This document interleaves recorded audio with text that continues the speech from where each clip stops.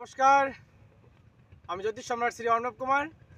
আজকে যে বিষয়টি নিয়ে আলোচনা করতে চলেছি সেটি হচ্ছে আমাদের অবচেতন মন। আচ্ছা, অবচেতন মন বিষয়টি এরকম যে ধরুন আপনি কোনো বড় প্রজেক্টে কাজ করতে চলেছেন, অর্থাৎ খুব বড় একটি প্রজেক্ট নিতে চলেছেন। আপনি বড় একটি কার্যক্রম নিয়েছেন, আর্থিক দিক সেদিক থেকে বিরাট মজবুত হবে। যে কর্মকাণ্ড, যে প্রজেক্ট নিয়েছেন সেটি কখনো কাউকে বলবেন না, আপনি আপনার মধ্যে রাখুন।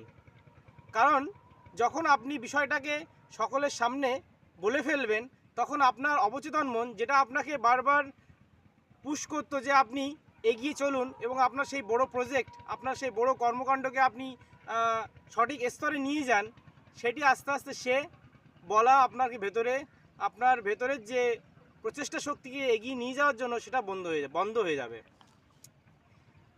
দেখা যায় আপনি কাউকে পছন্দ করেছেন, কিন্তু আপনি সকলকে সেই বিষয়টি জানাচ্ছেন, তখন সেটিও আস্তে আস্তে ধীরে ধীরে সেটিও নষ্ট হবে।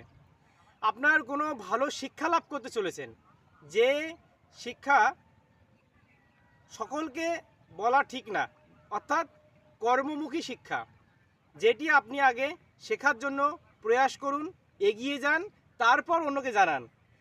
কোনো বিষয় ঘটার আগেই যদি কাউকে জানিয়ে দেন, তাহলে আপনার ভেতরের অবচেতন মনের যে শক্তি, সেই শক্তি আপনাকে সেই দিকে এগিয়ে যাওয়ার জন্য সাহায্য করবে না। তাই আপনি আপনার ভবিষ্যতে সুন্দর রাস্তা নির্মাণ করতে চাইলে আপনার ভেতরে যা যা পজিটিভ দিক আপনি এনেছেন, সেই বিষয়গুলোকে আপনার ভেতরে রাখুন এবং এগিয়ে যান। প্রথমেই কাউকে বলা ঠিক হবে না। অবচেতন মনকে গুরুত্ব দিন, দেখবেন আপনি আপনার সমস্ত কর্মে সফলতা লাভ করবেন। নমস্কার।